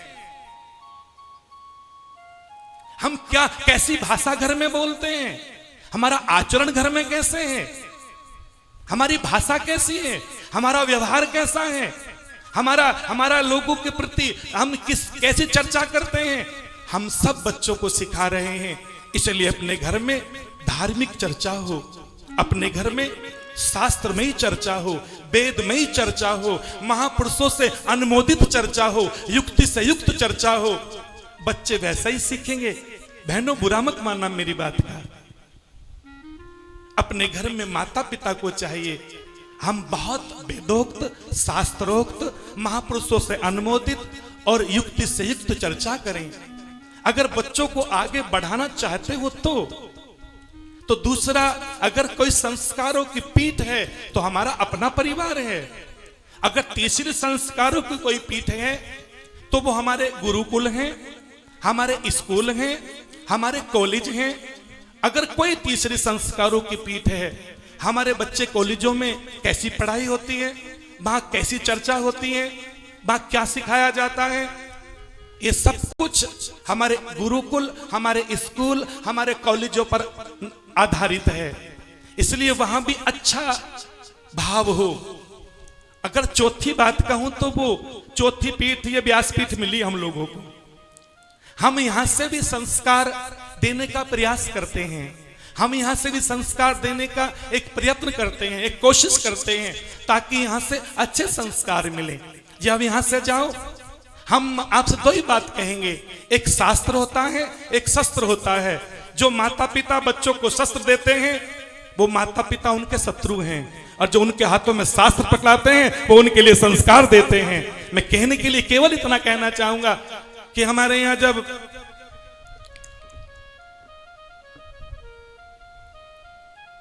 श्वेत केतु नाम के एक ऋषि हुए और वो बहुत ही विद्वान थे, उनका जीवन बड़ा शास्त्रोक्त था।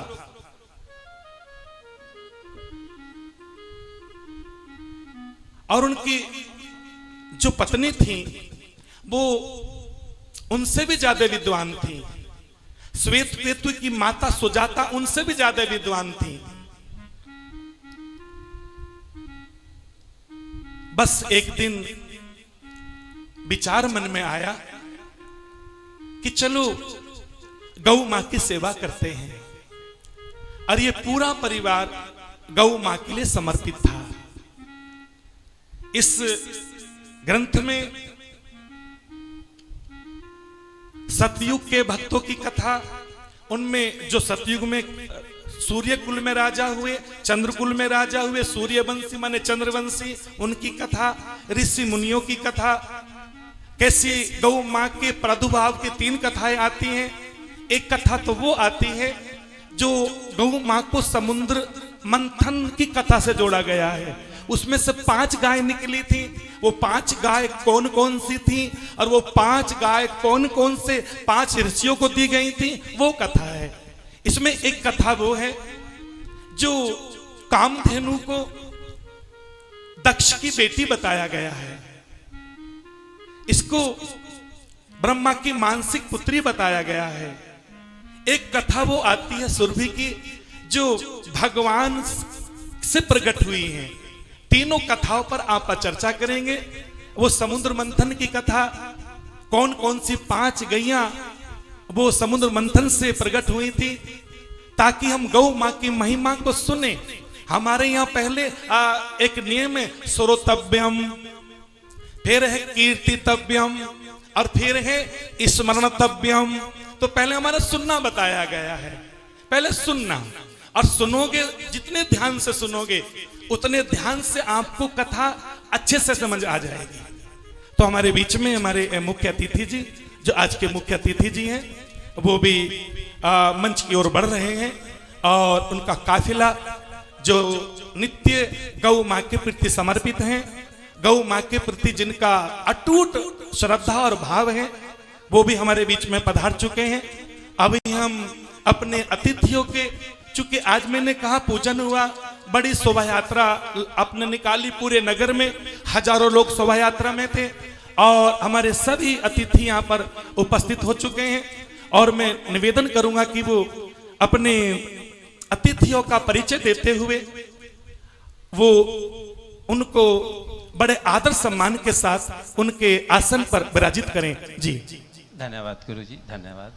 हमारे बीच में आज के हमारे मुख्य अतिथि महोदय श्री रणवीर गंगवा जी, डिप्टी स्पीकर विधानसभा हमारे बीच में मौजूद हैं, सबसे मिलते हुए बीच में हमारे मैं हार्दिक अभिनंदन करता हूं श्री रणवीर गंगवा जी का, और उनके साथ मैं हार्दिक अभिनंदन करता हूं श्री विजय कौशिक जी का, वो भी हमारे बीच में मौजूद हैं।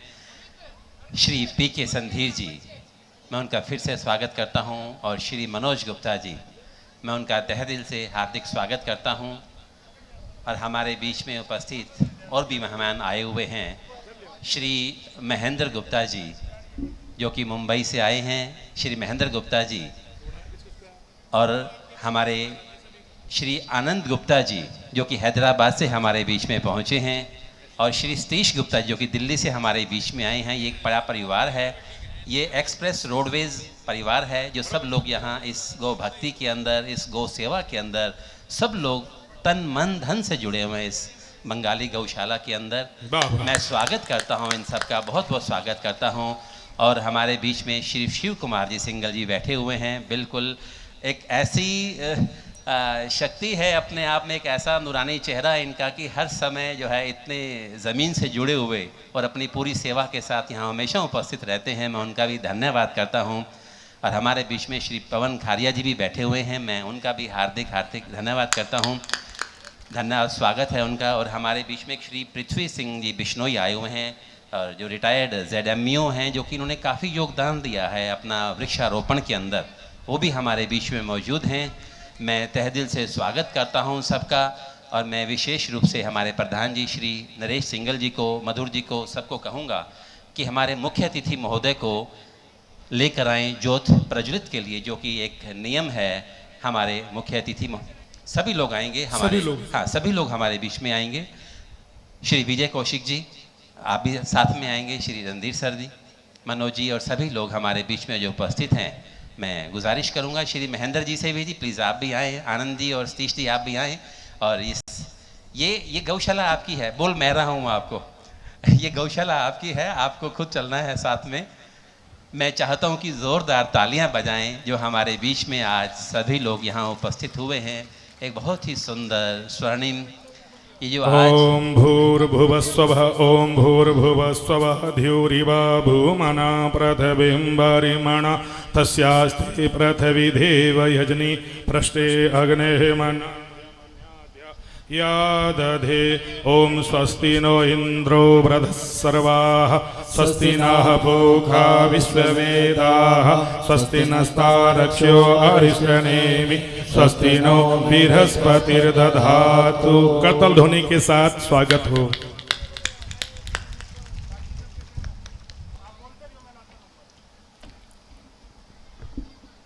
श्री मैं देख रहा हूँ कि श्री विजय कौशिक जी अब इस ज्योत को प्रज्वलित कर रहे हैं।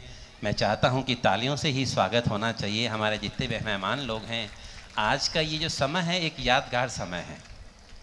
आज हमारे गुरुदेव हमारे बीच में हैं, वो एक प्रत्याक्षी हैं इस चीज़ के कि आज हमारे बीच में इतना सुंदर स्वर्णिम अवसर मिला है कि आज गो भागवत के अंदर हम सब लोग जुड़े हैं श्री गुरुदेव जी के चरणों के अंदर। और मैं देख रहा हूँ श्री पीके संधीर जी भी ज्योत को प्रज्वलित कर रहे हैं। मैं तहे दिल से स्वागत करता हूँ इस बंगाली गौशाला के 17वें वार्षिक महोत्सव के अंदर जो आज हम सब लोग यहाँ इकट्ठे हुए हैं।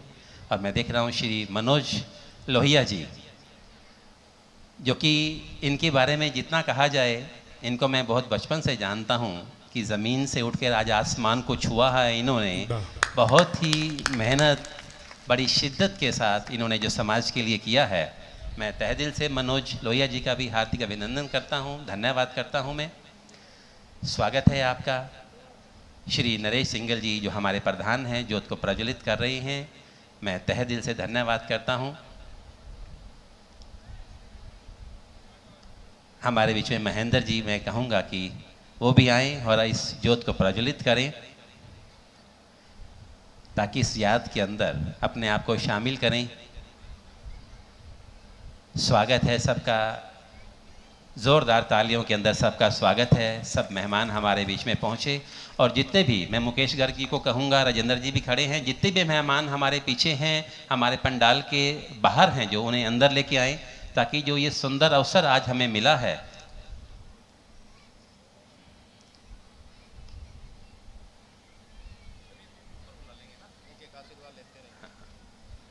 और ज्योत के बाद मैं हमारे प्रधान जी नरेश जी को कहूँगा कि मंच के ऊपर सभी मेहमान आ जाएं और गुरु जी का आशीर्वाद भी लेते रहें।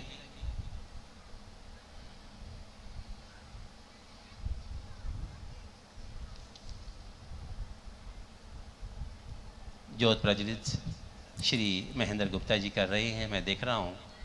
बहुत ही सुंदर अवसर।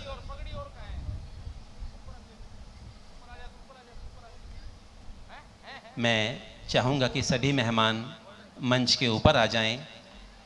हमारे गुरुजी स्वामी श्री राजेंद्रानंद जी महाराज जो कि हरिद्वार से हमारे बीच में पहुँचे हैं, जिनके तप से आज ये हमारी गौशाला पावन हुई है, हमें आशीर्वाद देने के लिए स्वयं चलकर इस गौशाला के अंदर पहुँचे हैं।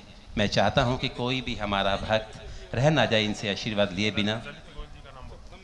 और ललित गोयल जी जो हमारे बीच में हैं, मैं उनको भी कहूँगा कि वो भी मंच के ऊपर आएं। और मैं देख रहा हूँ श्री रणवीर गंगवा जी का स्वागत करते हुए हमारे स्वामी जी स्वागत कर रहे हैं और पग पहना रहे हैं। ज़ोरदार तालियों के अंदर मैं स्वागत चाहूँगा। मैं बहुत बहुत धन्यवाद, बहुत बहुत धन्यवाद।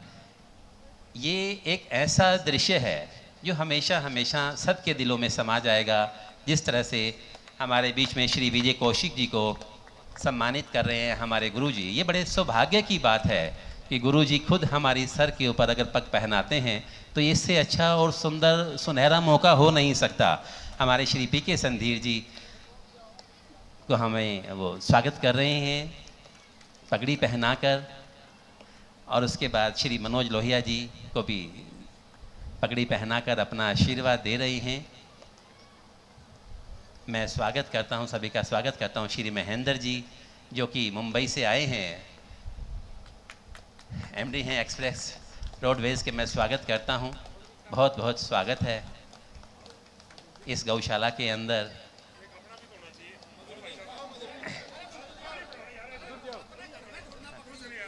हाँ, श्री मधुर जी, ये इनके बिना भी कुछ काम नहीं चलता। ये भी आपका आशीर्वाद मिले इनको भी। स्वागत है, आपका स्वागत है, बहुत स्वागत है। नरेश सिंगल जी तो रह गए ना सब, नरेश सिंगल जी रह गए हमारे प्रधान जी। अब इनका ये पीछे कहाँ चले जाएंगे? हाँ, ये विशेष रूप से स्वागत है। मैं चाहूँगा कि तालियों से ये आशीर्वाद जो है बार बार नहीं मिलता। मैं चाहूँगा कि ज़ोरदार तालियाँ सभी हमारे आए हुए मेहमानों के लिए। एक इतना सुंदर दृश्य, इतना सुंदर दृश्य, ये एक स्वर्णिम यादगार है, एक स्वर्णिम यादगार है। इस तरह है आज हमारे गुरुजी हमारे बीच में, अपने आशीर्वाद इन सबको मिला। मोमेंटो।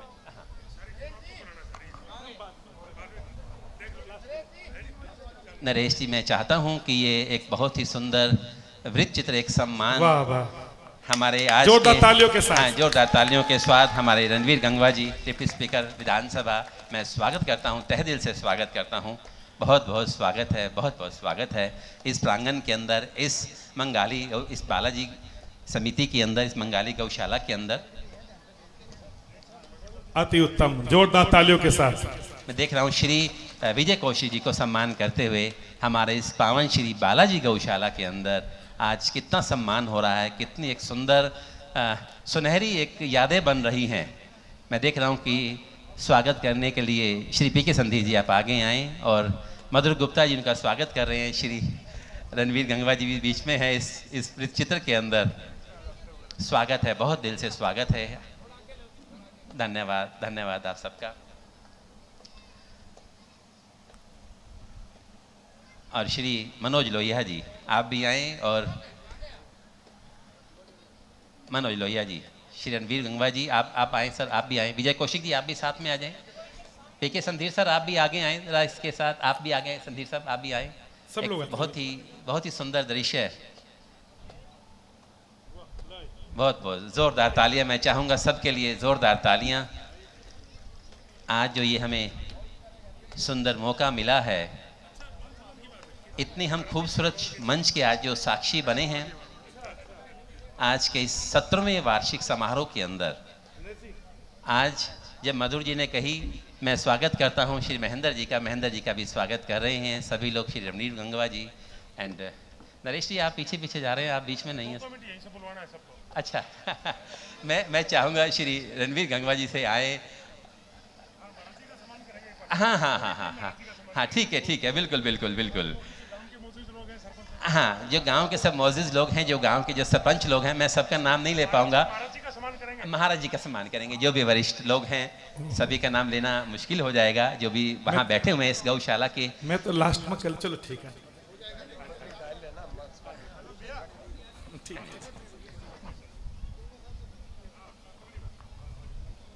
अशोक मित्तल जी, मैं स्वागत करता हूं। आप भी आइए मंच के ऊपर। अशोक जी प्लीज़ आप भी आइए। मैं स्वागत करता हूं। प्रदेश कार्यकारिणी के सदस्य हैं आप, आपका भी स्वागत है इस मंच के अंदर, इस बालाजी गौशाला के अंदर। बहुत सम्मान करते हुए गुरु जी का, जो हमारे बीच में हमारे श्रद्धेय स्वामी जी श्री राजेंद्रानंद जी महाराज जो बैठे हुए हैं, आपके सन्मुख विराजमान हैं, हरिद्वार से आए हैं, जो हमारे बीच में प्रत्यक्ष आशीर्वाद देने के लिए, आप सभी भक्तों को आशीर्वाद देके आनंदित और गौरवान करने के लिए। धन्यवाद। मैं चाहूँगा कि ज़ोरदार तालियां हमारे गुरुजी के लिए। उन्होंने अपना विशेष समय निकालकर हमें जो विशेष कृपा हमारे ऊपर जो की इन्होंने, मैं दिल से तह दिल से हमारी मंगाली गौशाला, हमारी बालाजी गौशाला मंगाली के अंदर जो है, ये तह दिल से अभिनंदन करती है और शत शत धन्यवाद करती है, शत शत धन्यवाद करती है। मैं श्री रणवीर गंगवा जी को प्लीज़ आप आएँ। मैं ज़्यादा बातें ना बोलते हुए, क्योंकि आज ऐसा कोई भी इंसान नहीं है जो आपको नहीं जानता। स्वागत है आपका, स्वागत है।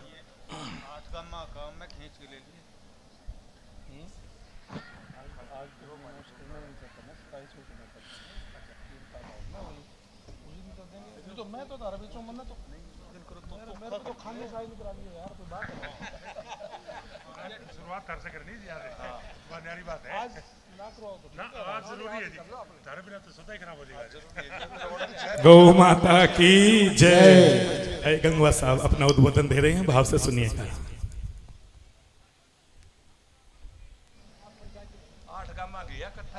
बहुत ही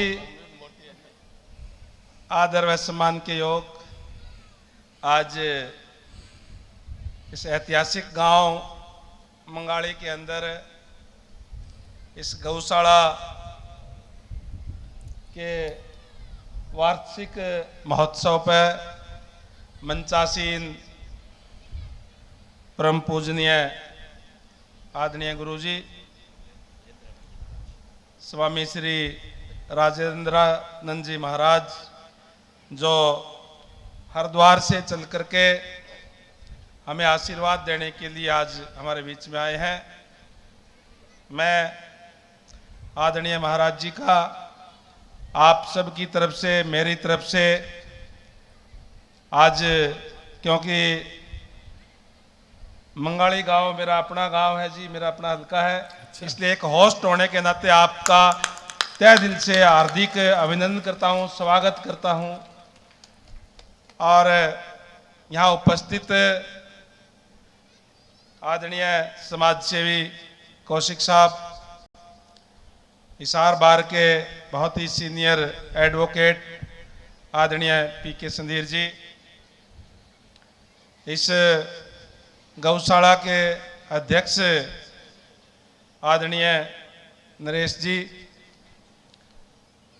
मंचासीन आदरणीय मेरे पुराने साथी, मेरे मित्र और सिंघराण के एक्स सरपंच आदरणीय मुशार सिंह जी, आदरणीय गांव के पांचों गांव के सरपंच साहिबान, संदीप जी बैठे हैं, बाकी तो मुझे सारा भी 8वां माह है। और यहाँ उपस्थित आदरणीय भारतीय जनता पार्टी के कोषाध्यक्ष जिला के तरुण जैन जी, अशोक मित्तल जी, आदरणीय ईश्वर मालवाल जी, ब्लॉक समिति के पूर्व में चेयरमैन आदरणीय डॉक्टर सत्यनारायण जी, रामेर जी, मधुर गुप्ता जी और कमेटी के तमाम सदस्यगण, आदरणीय संदीप धायल जी, सामने नंबरदार जी भी बैठे हैं। अब चक्कर ये है कि किसी का नाम रह गया तो नाराजगी और हो जाएगी, इसलिए सारे ही हरिओम जी, कुलदीप जांगड़ा जी, चांदीराम जी, तमाम उपस्थित गांव के, मंगाड़ी के, कोई नाराज ना हो जियो किसी के नाम नहीं लिया तो, सारे सीनियर साथी है, सारा का नाम भी जानूं लेकिन सबका नाम लिए तो बहुत लंबा टाइम लग जाएगा, इसलिए सभी उपस्थित मंगाड़ी से, अड़ोस पड़ोस से आए हुए सभी सम्मानित साथियों, मेरी मातृशक्ति माताओं बहनों, आज बड़ा सौभाग्य का दिन है कि आज इस गौशाला में आने का मौका मिला। मैं इसके लिए आदरणीय प्रधान जी का और तमाम कमेटी के सदस्यों का विशेष तौर से तहे दिल से आभार व्यक्त करता हूं, धन्यवाद करता हूं कि आपने यहाँ बुला करके जहाँ इस गौ माता के चरणों के अंदर हाजिरी लगाने का मौका दिया, वहीं आदरणीय महाराज जी से भी आशीर्वाद लेने का मौका दिया। इसके लिए मैं तहे दिल से आभार व्यक्त करता हूं, धन्यवाद करता हूं। और भाषण का समय नहीं है, समय भजनों का है, अच्छे प्रश्न का है। हम तो पॉलिटिकल लोग हैं, भाषण देने वाले, इसलिए कोई ज़्यादा ना बोलते हुए मैं तो यही कहूँगा कि यहाँ गौशाला में जब भी आते हैं एक अलग तरीके की शांति मिलती है। और मंगाड़ी गांव तो ऐतिहासिक गांव है, यहाँ इस गौशाला भी बहुत सुंदर गौशाला बनी हुई है। जब मैं चुनाव के अंदर भी, हालांकि क्योंकि ये तो साझी संस्थाएं होते हैं, चुनाव से कोई राजनीति से मेरा कोई मतलब नहीं है ये कहने का, लेकिन जैसे ही यहाँ मैं चुनाव के अंदर भी आया, गौ माता से आशीर्वाद लेकर के यहाँ से गया था चुनाव के अंदर भी, और गौ माता जी ने पूरा आशीर्वाद भी दिया। और आप सबके सहयोग से आज हल्के की सेवा करने का मौका लगातार आप लोगों ने दूसरी बार दिया, इसके लिए भी आप सबका तहे दिल से आभार व्यक्त करता हूं। आपसे निवेदन भी करूंगा कि माननीय मुख्यमंत्री महोदय स्वयं 27 तारीख को सुबह 10 बजे यहाँ पहुंचेंगे, तो आप सब ज़्यादा से ज़्यादा संख्या में इकट्ठे होकर के उस दिन माननीय मुख्यमंत्री महोदय का जोरदार तरीके से आप स्वागत करने का काम करें। वैसे तो गौशाला का प्रोग्राम है, जहाँ गौशाला के अंदर हम उनसे सहयोग की अपील करेंगे, इसी उसके साथ साथ क्योंकि हल्के के अंदर आ रहे हैं, गौशाला भी हल्के के अंदर है, हालांकि हल्के का प्रोग्राम तो बाद में होगा, लेकिन स्वाभाविक है जब प्रदेश का राजा हमारे बीच में आता है तो यहाँ हल्के के लिए भी जो कोई जरूरी जो बात, कुछ जरूरी बात है वो हम उनके सामने रखें भी गए। और निश्चित तौर पर जब राजा आता है तो कुछ ना कुछ वो जो दे के भी जाता है। तो इसलिए आप लोगों से गुजारिश मैं जरूर करूंगा, जितने भी माताएं बहनें बैठी हैं, जितने भी मौजूद साथी आज यहाँ बैठे हुए हैं, आपसे गुजारिश करूंगा कि 27 तारीख को ज़्यादा से ज़्यादा, क्योंकि और ज़्यादा हल्के में हमने नहीं कहा, आपने जब यहाँ प्रोग्राम रखा था तभी भी ये कहा था कि ये हमारे 8 गाँवों का प्रोग्राम है, तो इन 8 गाँवों की जिम्मेदारी है। और सबसे ज़्यादा जिम्मेदारी इस मंगाड़ी की जो 500 पंचायत हैं इनकी है कि आप ज़्यादा से ज़्यादा संख्या में यहाँ उस दिन पहुँच करके माननीय मुख्यमंत्री महोदय का स्वागत करने का भी काम करें, और इस गौशाला के प्रोग्राम को एक ऐतिहासिक शानदार प्रोग्राम बनाने का काम आप तमाम साथी यहाँ करोगे। सारा की जिम्मेदारी है। उस दिन पूरा पंडाल जो है वो भरा होना चाहिए। तो मैं वैसे तो अभी कह रहा था अध्यक्ष जी को कि बोला जी आपने अनाउंस करना, मैं कहा मेरे से अनाउंस तो आप माननीय मुख्यमंत्री महोदय आ रहे हैं उसी में शामिल कर देना, लेकिन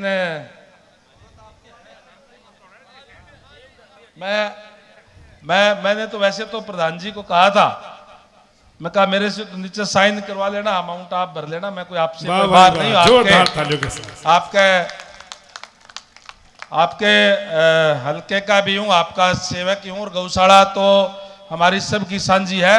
और मैं जिस दिन यहाँ से आशीर्वाद लेकर के गया था उस दिन भी मैंने ये कहा था कि मैं जीते गौशाला में आऊँगा, पहली ग्रांट से आप ले लेना, लेकिन पता नहीं किस वजह से, मेरी कमी से या कमेटी की कमी से या जैसे भी रहा, अभी तक मेरी ग्रांट आई नहीं है, इसलिए मैं पहली ग्रांट 21 लाख रुपए मेरे कोटे से डीक्यू से भिजवाने का काम करूंगा, ताकि एक अच्छा आप जो है यहाँ गौशाला को और बढ़िया तरीके से चले। इसके साथ आपको ये भी विश्वास दिलाता हूँ कि जब भी आप कोई मेरे लायक कोई भी जिम्मेदारी लगाएंगे, मैं उसका पूरा करने का काम करूंगा। 31 मार्च के बाद में, क्योंकि हमारी जो नई ग्रांट आती है DQ की, जो पहली ग्रांट होगी, मैं 31 मार्च के बाद में पहले आपके जो है अप्रैल के महीने में भिजवाने का काम करूंगा। मैं पुनः पूरी कमेटी का तहे दिल से आभार व्यक्त करता हूं कि आपने यहाँ आने पर गर्मजोशी से फूलमालाओं से स्वागत किया। आदरणीय महाराज जी ने भी सिर के ऊपर पगड़ी और पटका पहना करके स्वागत किया। मैं पूरी कमेटी का तहे दिल से आभार व्यक्त करता हूं, धन्यवाद करता हूं। और आप सबसे एक बार फिर से पुनः आपसे गुजारिश करूंगा कि 27 तारीख को सुबह 10 बजे भारी संख्या में यहाँ आकर के जहाँ माननीय मुख्यमंत्री महोदय का स्वागत करने का काम करेंगे, वहीं हमारे अड़ोस पड़ोस की गाँवों की भी कोई भी जो समस्या है वो बता करके वो भी माननीय मुख्यमंत्री महोदय से पूरी करवाने का अपनी तरफ से पूरा प्रयास करेंगे। तो उम्मीद करूंगा कि तमाम साथी आज से ही सबको ज़्यादा से ज़्यादा संख्या में यहाँ कह करके और ज़्यादा से ज़्यादा यहाँ हाजिरी करवाने का काम करेंगे। एक बार फिर से मैं आदरणीय महाराज जी का जो हरिद्वार से चल करके हमारे बीच में आए हैं, और ये भी कहना चाहूँगा कि बगैर किस्मत के, बगैर भागों के, जहाँ संत कथा हो रही हो वहाँ आया नहीं जाता। आप सब बड़े भागों वाले हैं जो इतने महान संत जी के आपको सत्संग सुनने का, आपको मार्गदर्शन सुनने का मौका आप सभी को मिल रहा है। आप सबको इस बात की भी बहुत बहुत बधाई देता हूं। और महाराज जी का एक बार फिर से यहाँ पहुंचने पर तहे दिल से मैं इनका स्वागत करता हूं, अभिनंदन करता हूं। इन्हीं शब्दों के साथ आप सबका बहुत बहुत धन्यवाद। जय हिंद, जय भारत, जय गौ माता। धन्यवाद। मैं बहुत बहुत धन्यवाद करता हूँ हमारे मुख्य अतिथि महोदय श्री रणवीर गंगवा जी का, जिन्होंने अपने उदार दिल के साथ 21 लाख रुपए की राशि जो यहाँ पर इन्होंने दी है गौशाला को, मैं तहे दिल से धन्यवाद करता हूँ, बहुत बहुत धन्यवाद करता हूँ। मैं सही मायनों में ये महिमा आज जो गो भागवत हो रही है, इसकी महिमा बिल्कुल अलग है। गुरुजी, क्या हुआ कि मैंने कहीं जाना था, बहुत ज़रूरी काम था, मैंने घर में कहा कि गो भागवत है, वो बुला रहे हैं मुझे, तो उन्होंने एक ही कहा कि सारे काम छोड़ दो, ये जीवन में एक ही बार मौका मिला है जो गो भागवत के अंदर जाके आप 7 दिन काम करेंगे।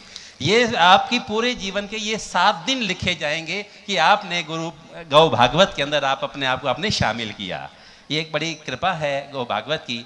और मैं चाहूँगा एक बार श्री विजय कौशिक जी से, क्योंकि ये इस गौशाला से ही नहीं, सभी गौशाला के साथ इनका बड़ा प्यार है, बड़ा सम्मान है, और हर गौशाला के अंदर बढ़ चढ़कर हिस्सा भी लेते हैं, लेकिन स्पेशली इस गौशाला के साथ, इस बालाजी गौशाला के साथ बहुत जुड़ाव है। मैं स्वागत करता हूँ, जोरदार तालियां, जोरदार तालियां। मंच आसीन आदरणीय स्वामी जी, सभा में उपस्थित इस कार्यक्रम के मुख्य अतिथि रणवीर गंगवा जी, सबसे पहले तो मैं बंगाली की धरती को और बंगाली के लोगों को बधाई देना चाहूँगा कि आपके गांव में एक बहुत बड़ा कार्यक्रम होने जा रहा है 7 दिन का, जिसको स्वामी जी आपको भागवत की कथा सुनाएंगे। इसके लिए आप बधाई के पात्र हैं और धन्यवाद के पात्र हैं ये कमेटी के सदस्यगण, नरेश जी और इनकी सारी टीम, मधुर जी, मुकेश जी, सभी इन्होंने इतना बढ़िया कार्यक्रम बंगाली गांव में इस गौशाला में रखा है। और एक बात का मुझे बड़ा आनंद मिला आज, उसकी चर्चा जरूर करना चाहूँगा। ये गंगवा जी बैठे हैं मेरे सामने, और भाई आप सब इनके हलके के क्षेत्र के निवासी हैं, बंगाली गांव के। एक बधाई मैं और देना चाहता हूँ आपको कि आपको इतना बढ़िया विधायक मिला है कि जो गांव के सारे आदमियों के नाम जानता है। मेरे लिए बड़े ताज्जुब की बात है।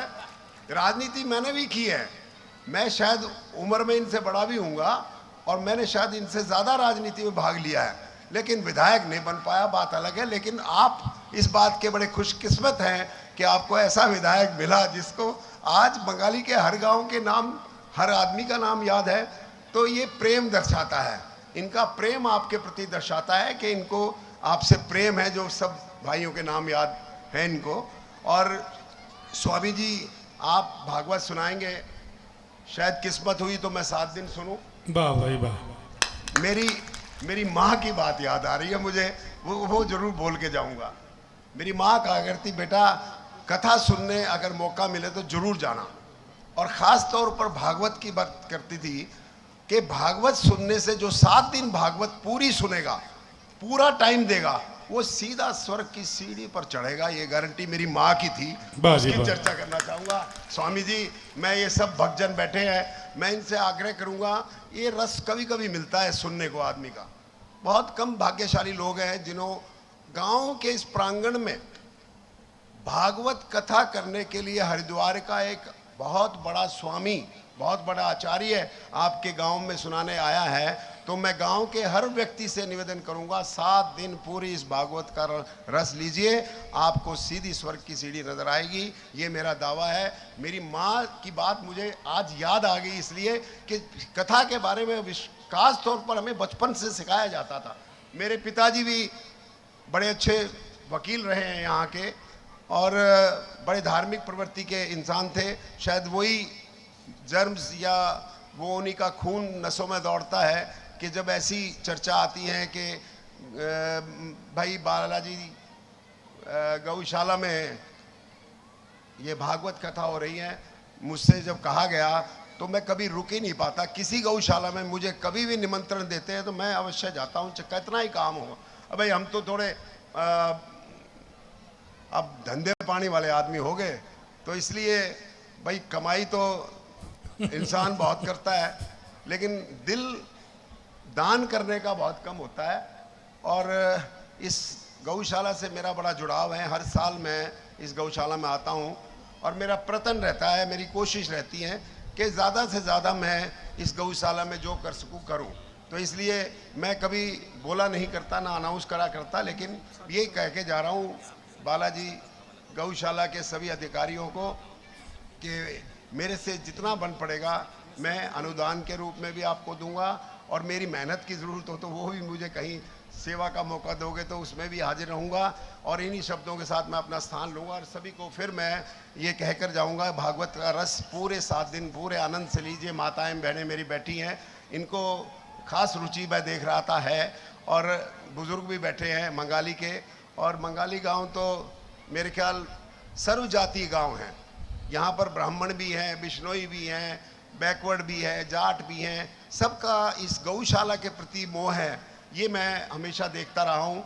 और ये गौ माता का ही प्रताप है कि आपको आपके विधायक इतने बढ़िया मिले। फिर कहना चाहूँगा कि इतने बढ़िया विधायक मिले, ये गौशाला का ही प्रताप है। आपको सबको बहुत बहुत मुबारकबाद देता हूँ और कोशिश करूँगा कि आप सभी इस गौशाला से इसी प्रकार से जुड़े रहेंगे। धन्यवाद, बहुत बहुत शुक्रिया। मैं धन्यवाद करता हूँ श्री विजय कौशिक जी का। कम शब्दों में बहुत ही बातें कही इन्होंने। मैं हार्दिक अभिनंदन करता हूँ इनका।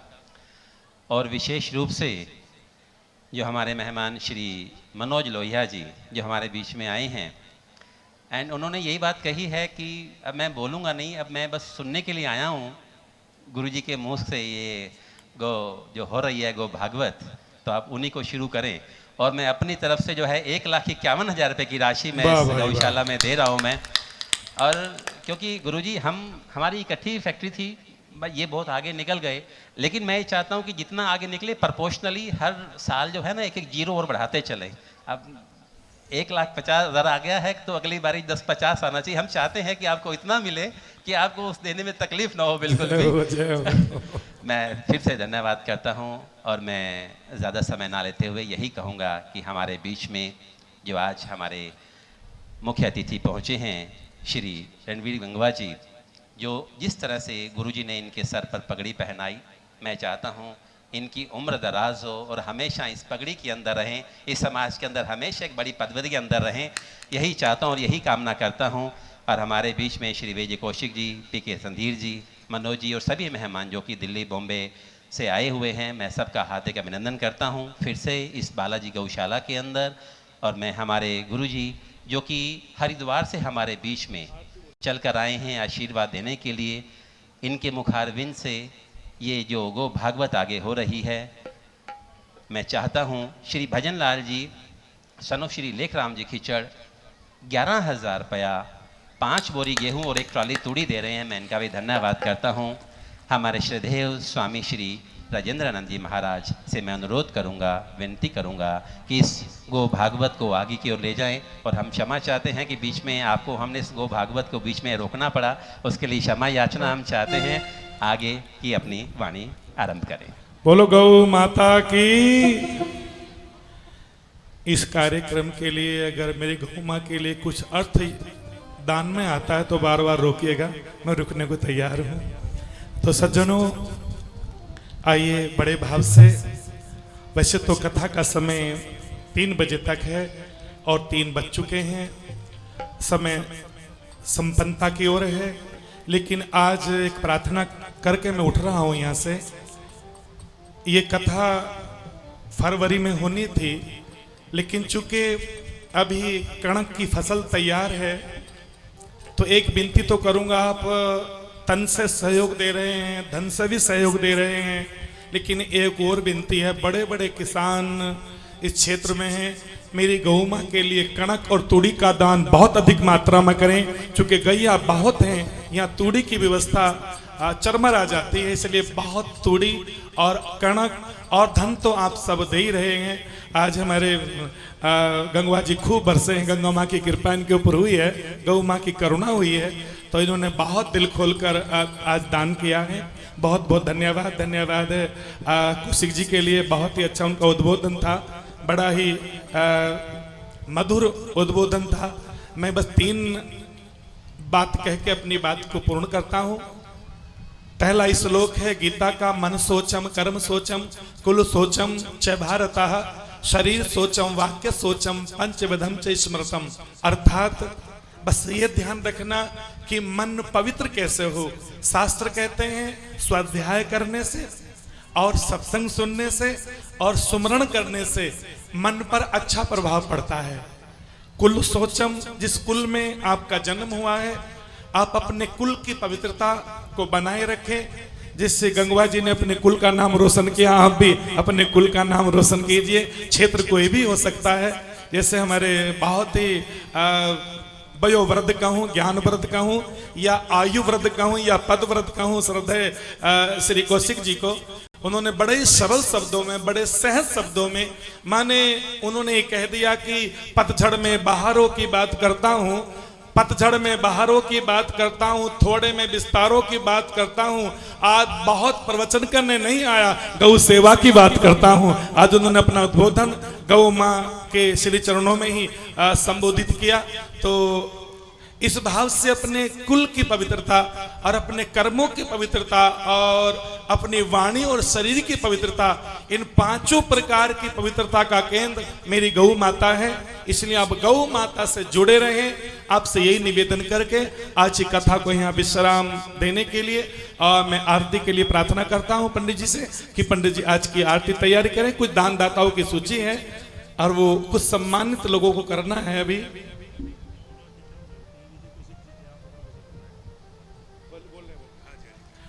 और मैं बहुत ही उनका आभारी हूँ, उन्होंने ये दायित्व मुझे दे दिया है।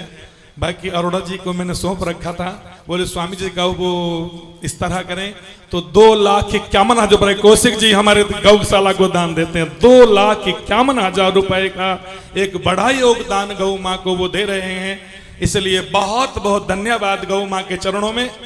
श्री विजय कौशिक जी, विजय कौशिक जी को आपने सुना भी, कितने सरल और सहज वक्ता हैं और वो कितने गौ माँ के लिए समर्पित हैं। आज वो खुद वयोवृद्ध हैं, लेकिन देखना माता पिता की वाणी को आज भी पुष्प चढ़ाते हैं। ये उनकी महानता की बात है। बहुत धन्यवाद आपके लिए। अन्य और भी कोई दानदाताओं की सूची है तो अरोड़ा जी से निवेदन करूंगा वो उस दानदाताओं की सूची को पढ़ कर सुनाएं और पंडित जी आरती की तैयारी करें। कल से फिर विस्तार से कथा करेंगे, क्योंकि आज तो हमारा शोभा यात्रा बहुत लंबी थी और बहुत गर्मी थी। फिर सबने जलपान भी किया और फिर पूजा पाठ और फिर आप जानो कि सभी के सम्मान की भावना मन में रही। अच्छा, संजय जी कहने चलो, देखो नरेश जी, मैं ऐसा एक कथावाचक हूं, मैं बिना पैकेज वाला हूं। मैं कभी भी, मुझे बहुत साल हो गए और मेरा एक नियम है कि एक साल में मैं 15 करोड़ रुपए गौ माँ के लिए इकट्ठा करता हूँ और हर जगह कथा करता हूँ। कभी किसी गौशाला से अपनी गाड़ी में तेल भी नहीं लेता हूँ, कभी किसी गौशाला में। आज मैंने शायद पहली बार ये चादर उड़ा दी, चूंकि मैं गंगवा साहब को रोक नहीं सका, उनका भाव था। मैं कभी गौशाला में माला भी नहीं पहनता हूँ, लेकिन बस यहाँ बंधा हुआ हूँ। तो बहुत ही श्रद्धा से कहना चाहता हूँ, अभी हमारे एक और दानदाता आए हैं, श्री संजय जी गोयल अन्नोली वाले, जो बहुत ही सुप्रसिद्ध व्यक्ति हैं। वो हमारी गौ माँ के लिए 1,01,000 रुपए गौ माँ को दान देते हैं। गौ माता उनकी मनोकामना पूर्ण करें और जीवन में सुख शांति सुख समृद्धि। और हमारे श्रद्धेय नरेश जी प्रधान जी के मामा श्री हैं, तो मामा श्री होते हैं। मामा जी को प्रार्थना की भांजे राजा ने और मामा जी प्रसन्न हो गए गौ माँ के लिए। बहुत बहुत श्री ललित गोयल जी, ये भी आप जानते हैं, जानी पहचानी हस्ती हैं हमारे क्षेत्र की, और निरंतर गौ माता से धर्म के कोई भी कार्य हो, किसी मंदिर का हो, समाज का हो, गरीब कन्याओं का विवाह हो, या फिर अन्य क्षेत्रों में परोपकार। चूंकि अष्टादश पुराणेषु व्यासस्यम वचनम द्वयम परोपकाराय पुण्याय पापाय परपीडनम। जो परोपकार को ही पुण्य मानते हो, ऐसे श्रद्धेय ललित जी 1,01,000 रुपए वो भी गौ माता के चरणों में समर्पित करते हैं। बहुत बहुत धन्यवाद इन सभी दानदाताओं के लिए।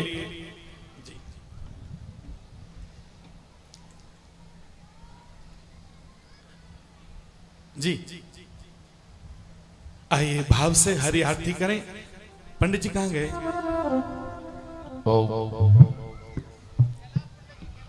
कैलाश पंडित जी सामने होंगे।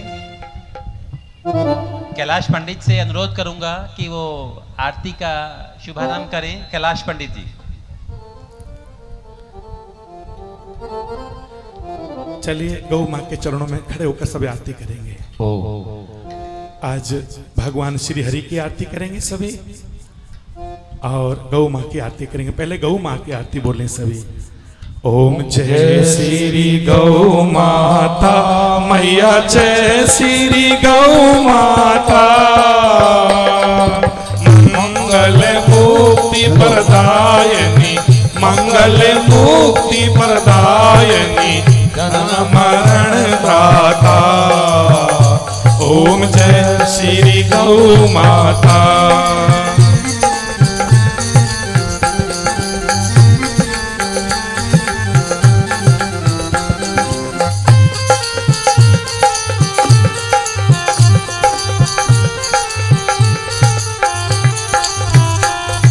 गुरु वशिष्ठ की सेवा नंदनी चितलाई, मैया नंदनी चितलाई। कामधेनु से हारे, कामधेनु से हारे सैनिक समुदायी। ओम जय श्री गौ माता। जय हो।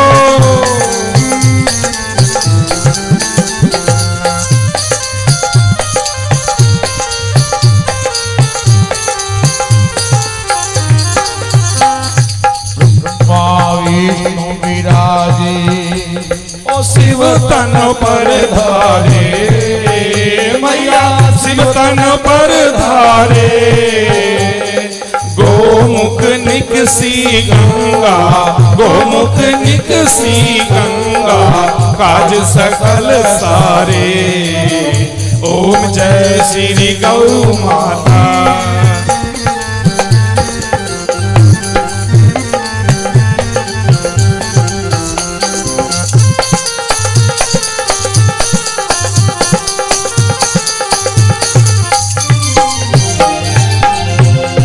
सूर्यवंश के राजा अमर दलीप भये, मैया अमर दलीप भये। गौ माता की सेवा से, गौ माता की सेवा से पावन मुक्त भये। ओम जय श्री गौ माता।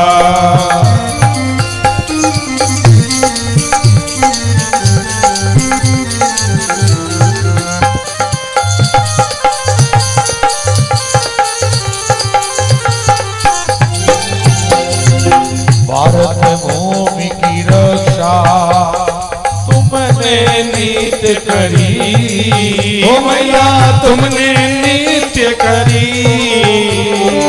पंचगव्य का सेवन, पंचगव्य का सेवन क्षण में मुक्ति भई। ओम जय श्री गौ माता।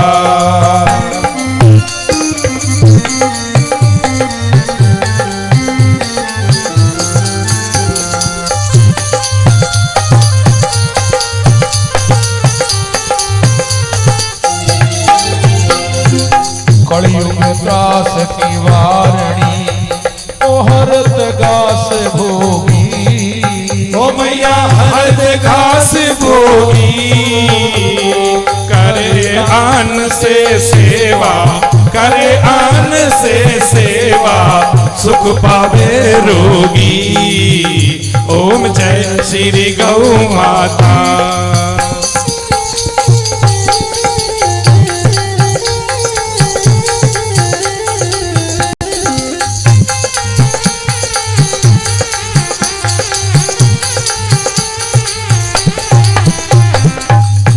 तंत्र मान हो ग्रह ओ जा पर ताप करे, मैया जा पर ताप करे। गौ माता की सेवा से, गौ माता की सेवा से पातक पूंज हरे। ओम जय श्री गौ माता।